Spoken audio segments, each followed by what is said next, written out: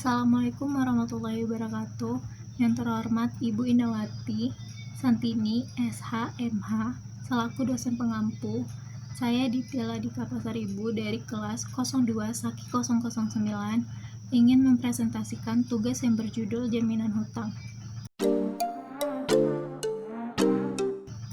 Jaminan hutang adalah suatu hak yang diperoleh kreditur atau orang yang berpiutang untuk menimbulkan keyakinan bahwa debitur atau orang yang berhutang akan memenuhi kewajibannya kepada kreditur dan didasarkan pada perjanjian yang terdiri dari satu jaminan umum.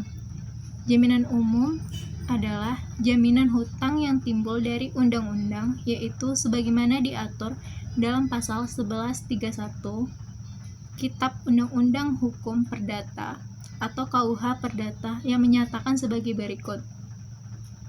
Segala barang-barang bergerak dan tak bergerak milik debitur, baik yang sudah ada maupun yang akan ada, menjadi jaminan untuk perikatan-perikatan perorangan debitur itu. Sesuai dengan bunyi pasal di atas, jika debitur lalai atau tidak dapat memenuhi perikatannya, maka kreditur dapat meminta pelunasannya dari barang-barang milik debitur.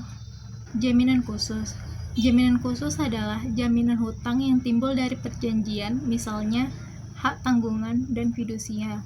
Hak tanggungan merupakan jaminan surat berharga benda yang tidak bergerak, contohnya gedung. Fidusia merupakan jaminan atas surat berharga dari benda yang bergerak atau benda yang dapat dipindahkan sewaktu-waktu, contohnya BPKB mobil.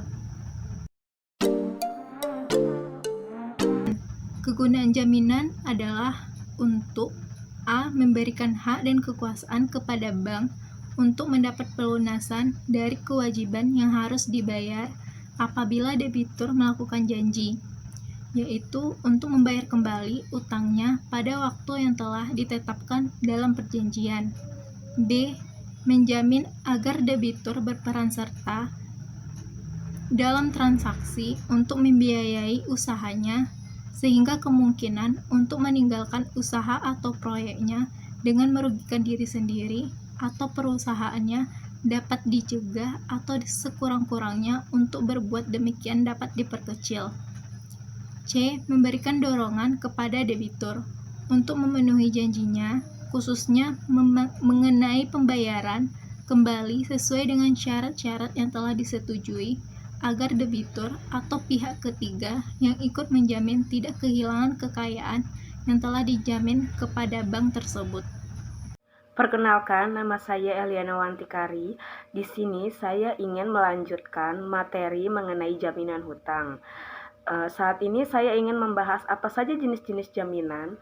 Jaminan berdasarkan bentuknya dibedakan menjadi dua, yaitu jaminan kebendaan dan jaminan penanggungan.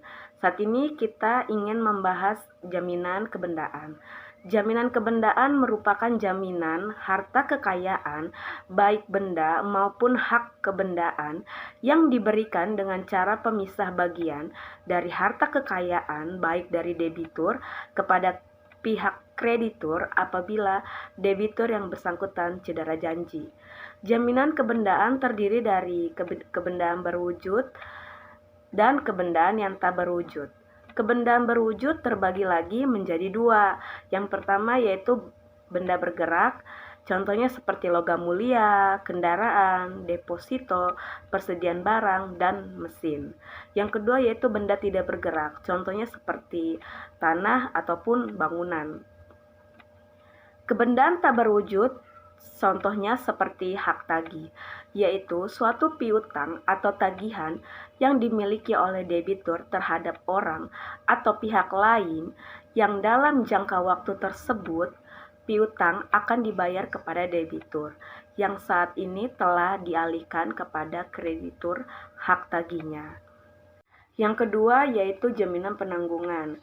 Jaminan penanggungan yaitu jaminan berupa pernyataan kesanggupan yang diberikan oleh perorangan atau badan hukum yang merupakan pihak ketiga yang menjamin pemenuhan kewajiban-kewajiban debitur kepada pihak kreditur apabila pihak debitur bersangkutan cedera janji.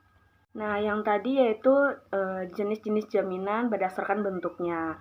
Saat ini saya ingin membahas jaminan berdasarkan nilainya. Jaminan berdasarkan nilainya terbagi menjadi dua aspek yang diperlukan dalam melakukan penilaian terhadap jaminan yang diberikan, yaitu yang pertama nilai ekonomis. Apa saja syarat-syarat nilai ekonomis yang harus dipenuhi agar jaminan memenuhi nilai ekonomis, yaitu dapat diperjualbelikan secara umum, luas, dan bebas. Yang kedua, lebih besar dari nilai platform kredit yang diberikan. Yang ketiga, mudah dipasarkan atau dijual belikan tanpa harus mengeluarkan biaya pemasaran. Yang keempat, yaitu nilai jaminan stabil dan memiliki kemungkinan kenaikan nilai di kemudian hari. Yang kelima, yaitu lokasi jaminan strategis dan kondisi jaminan dalam keadaan baik. Yang keenam, yaitu fisik jaminan tidak mudah rusak dan ketinggalan zaman. Dan yang terakhir, memiliki manfaat ekonomis dalam jangka waktu relatif lama. Yang kedua yaitu nilai yuridis. Syarat apa saja yang harus dipenuhi agar jaminan memenuhi nilai yuridis? Yaitu yang pertama, jaminan merupakan milik debitur yang bersangkutan. Yang kedua, ada dalam kekuasaan debitur. Yang ketiga, tidak dalam persengketaan dengan pihak lain. Yang keempat, memiliki bukti-bukti kepemilikan atau sertifikat atas nama debitur bersangkutan dan masih berlaku. Yang kelima yaitu bukti-bukti kepemilikan bisa diikat sesuai dengan perundang-undangan yang berkala. Dan yang terakhir tidak sedang dijaminkan kepada pihak lain. Sekian materi kelompok 2 yaitu jaminan hutang. Semoga dapat dimengerti dan bermanfaat bagi yang menonton. Terima kasih.